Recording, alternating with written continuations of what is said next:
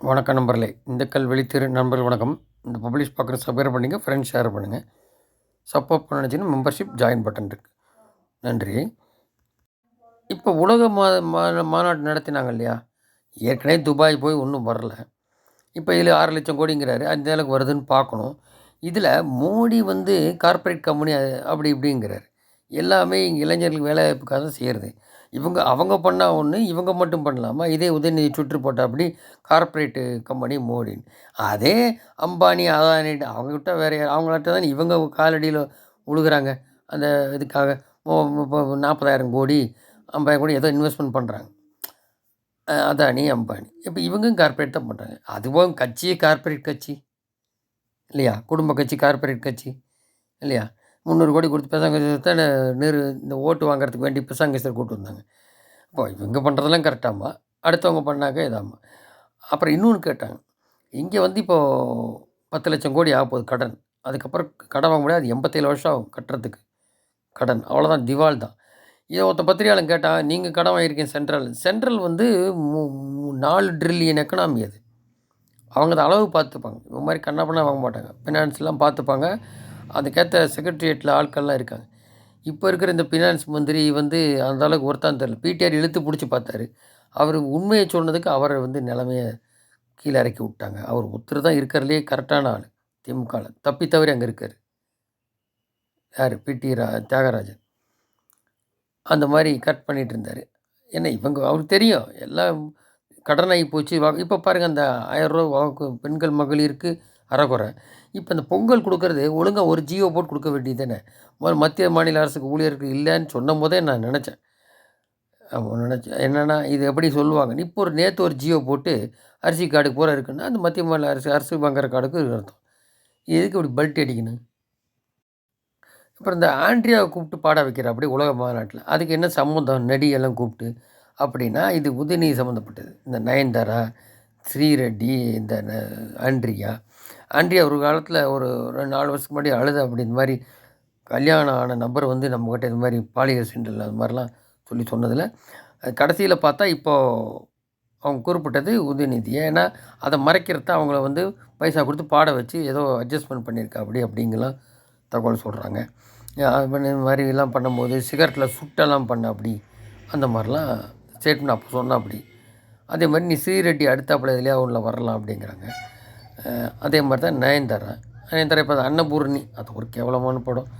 அது அந்த மாதிரி இவங்க சம்மந்தமாக எடுப்பாங்க. அதுக்கு போய் கூப்பிட்டு வீட்டுக்கு போயெல்லாம் உட்காந்து ரிவ்யூ பார்த்தா அப்படி. இப்படிப்பட்ட ஆள் எப்படி? இப்போ ஒன்றும் இல்லை, அங்கே ஒரு தருமபுரியில் சர்ச்சைக்கு போகும்போது அண்ணாமலை அங்கே ஒருத்தர் மறித்து, நீங்கள் இதுக்கு வரீங்க, மணிப்பூரில் கலவரம் வருது அப்படி இப்படின்னு. மணிப்பூருக்கு இதுக்கு என்ன சம்மந்தம்? அது 2 பேர் பிரச்சனைக்குள்ளே 2 இதுன்னு சொல்கிறது 2 பழங்குடியினருக்குள்ளே பிரச்சனை. அது இப்போ தீர்ந்து போச்சு, தீர்த்து வச்சுட்டு முடிஞ்சுது. அதுக்கு இதுக்கு என்ன சம்மந்தம்? அது அப்புறம் நீங்கள் இல்லை எங்கள் ஊர், எந்த ஊர், யார் எந்த கோயிலுக்கு வேணால் எங்கே வேணாலும் போகலாமே, யார் தடை பண்ணுறது? உன் வீட்டு உன் பேரில் இருக்கா சொல்லு, 10,000 பேர் கூட தர்ணா பண்ணிடுவேன் அப்படி இப்படி. அப்புறம் மாலையை போட்டார். கடைசியில் பார்த்தா அந்த பிரச்சனை பண்ண நம்பரு உதயநிதி தூண்டல் பேர் தான் இருக்கும் போல தெரியுது. அது கரெக்டாக அந்த ஃபோட்டோ உதயநிதியோடு இருக்கிறது இருக்குது. உதயநிதி அது இங்கே அந்த நபர் பிரச்சனை பண்ணுறான் அப்படி கரெக்டாக. ஸோ தூண்டின உதயநிதி வகைரா தூண்டின நபர் தான் அங்கே வந்திருக்காரு அப்படின்றது இதில் வெட்ட வெளிச்சமாக தெரியுது. இப்படி தான். இது போக கார்த்திக் சிதம்பரம் ஏற்கனவே சிதம்பரம் தொகுதி, சிவகங்கை தொகுதி கொடுக்கல சிதம்பரம் பையனுக்கு. இந்த தடவை என்னட்டார், மோடிக்கு மிஞ்சி ஆள் இல்லைன்ட்டார். இவர் காங்கிரஸ் இப்போ நோட்டீஸ் கொடுத்துட்டாங்க. இவர் பயமுறுத்தி பார்த்துருக்காரு. இல்லை, நோட்டீஸ் கொடுத்துட்டாங்க அவருக்கு. அப்போது நல்லதாக போய், ஏன்னா சிவகங்கை தப்பிக்கணும். இந்த 2 குடும்பம் சிதம்பரம் பையன் எல்லாம் மேக்ஸிமம் வழக்கெல்லாம் இருக்குது. ஏறி குதிச்சார் இல்லையா, 100 நாள் உள்ளே வச்சாங்க சிதம்பரத்தை கூடி. இவங்கெல்லாம் 10,000 கோடி சம்பாதிச்சாச்சு. இந்த சிவகங்கை இன்னும் அப்படியே அண்ணாமலை சொல்கிற மாதிரி ரொம்ப தாழ்ந்து கிடக்கு. அது ஒரு வளர்ச்சியும் இல்லை. அப்போ இந்த 2 பேர் இல்லாமல் வேறு யாராவது வந்தாலே நல்லது. அதுக்காக சிதம்பரத்துக்கு அந்த பையனுக்கு நீ டிக்கெட் கொடுக்காம இருக்கிறதுக்கு நல்லதுங்கிறாங்க. தப்பிக்கோ, அப்பாவும் பையனுக்கு கொடுக்கக்கூடாது அப்படின்னு. முன்னாடியே குறிப்பிட்ட மாதிரி ஏடிஎம்கே வளர்மதி, பன்னீர், அப்புறம் இந்த தங்கம் தென்னரசு, பெரியசாமி இவங்கெல்லாம் போட்டாச்சு, லிஸ்ட்டு போட்டார் இது ஆனந்த் வெங்கடேஷ் அவர்கள். அப்புறம் இந்த ஃபினான்ஸு தங்கம் தென்னரசு இது மாதிரி உள்ளிட்ட ஆட்கள், எஸ்எஸ்ஆர் ராமச்சந்திரன். அப்போ இது என்ன பண்ணுறாங்கன்னா, உதயநிதி ஃபாரின் போகும்போது உதயநிதி எப்படியா அதை அவர் தான் செய்யணும், முதல்வர் தான் செய்யணுங்கிறபடி உதயநிதி துணை முதல்வர் கொடுப்பாங்களான்னு இவர் வேணும். இப்போ என்ன பண்ணுறாங்கன்னா, இவங்களாம் சீனியர்லாம் ஓரம் கட்டிடுவார், எல்லாம் வழக்கில் போகிறாங்க, நம்ம யங்ஸ்டர்ஸை பார்த்து எடுத்துக்கலான்ற ஒரு திட்டத்தில் ஸ்டாலின் இருக்கிறதா இருந்தால், இவங்க வந்து என்ன பண்ணுறாங்கன்னா, உதயநிதியை இப்போது காக்கா பிடிக்கிறாங்க. அப்படியாவது நம்ம வழக்கிலேருந்து தப்பிச்சு பதவியும் தக்க வைக்க முடியுமா அப்படின்னு. இதனால தான் குடும்பாட்சி ஊழலாட்சி வேண்டாங்கிறது. அப்பாக்கப்புறம் பையன் அதனால பெரிய வளர்ச்சி இருக்காது. அவங்களுக்கு தான் வளர்ச்சி இருக்கும். ஆனால் இருக்கிற காலத்துக்கு போது மக்கள் அந்த எண்ணம் வராது அவனுக்கு. வாட்டுக்கு சம்பாதிச்சுட்டு வேண்டாததெல்லாம் பண்ணிட்டு உட்காந்துட்டு போகணும். அது கண்கூட தெரியுது. இப்போ அந்த நடிகை பிரச்சனை ஏதாவது எங்கேயா போய் ஏதாவது சொல்லிடக்கூடாது, உள்ள இழுத்து போட்டு பாட்டு பாட வச்சு பைசா கொடுத்து அட்ஜஸ்ட் பண்ணுறாங்க. இது காலங்காலமாக கருணாநிதி காலத்து அப்படி தான்.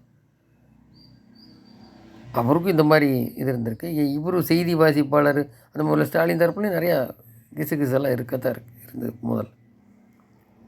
அந்த வகையில் இவர் நான் அதுக்கு மேலே மிஞ்சி காட்டுறேன்னு சொல்லி இந்த மாதிரி பண்ணிட்டுருக்காரு. நடிகையெல்லாம் கூப்பிட்டு, ஏன்னா சினிமாவில் இருந்ததுனால இல்லாட்டி திடீர்னு கொண்டு வந்தால் தெரியாது இல்லையா திமுகவில். சினிமாவில் கொண்டு வந்து வச்சா அந்த ஃபிகர் தெரிஞ்சு அப்புறம் வந்து மந்திரியாக அந்த மாதிரி ஒரு ட்ராமா பண்ணி வந்தது. ஸோ இப்படி இருக்குது. இதெல்லாம் இப்போ மந்திரிகளுக்கு இப்போ கூடிய சீக்கிரம் ஆப் வந்துருன்றாங்க. ஜனவரி பிப்ரவரியில் வர்றது வரும், பிப்ரவரியில் வர்றதுக்கு வரும் ஸ்டார்ட் ஆகிடும். கரெக்டாக எலெக்ஷன் அப்போது கோவளத்தில் யார் என்ன போய் இப்போ ஸ்பெயின் போகிறாரு, என்ன கம்பெனி தொடங்குறாங்களா அப்படின்ட்டுலாம் தெரியல அப்படின்னு சொல்கிறாங்க. அங்கே போய் பணத்தை போட்டு இங்கே வந்து இந்த இன்வெஸ்டர்ஸ்க்கு இவங்க மூலிமா அப்படி ஒயிட் ஆக்கி இந்த ரஜினி சிவாஜி படத்தில் வர மாதிரி அந்த மாதிரி அப்படி கொண்டு வந்து இப்படி விட்றாங்களா? ஸோ அதெல்லாம் அமைப்பு எல்லாமே பார்ப்பாங்க. இங்கங்கே ஆள் இருக்கும். ஸோ கரெக்டாக இதுக்கு பாயிண்ட் எப்போ வரும்னா, தலைமை கவர்னர் வகையாக்க அந்த எலெக்ஷன் முன்னாடி வந்தாலும் வரலாம். ஏன்னா முன்னாடி போட்ட கேஸ் தானே, அது வரத்துக்கு ஒன்றும் தடை இல்லையே. ஸோ அது எப்படி முதல் இந்த இதெல்லாம் வரும், பிப்ரவரிலேருந்து இவர் விசாரிக்க ஆரம்பிச்சிட்டார். அதனால் பயத்தை ஏற்படுத்தியிருக்கு இந்த நீதிபதி வந்ததில். நல்ல விஷயம் நடக்கணும். பொறுத்து பார்ப்போம். நன்றி. செய்தி.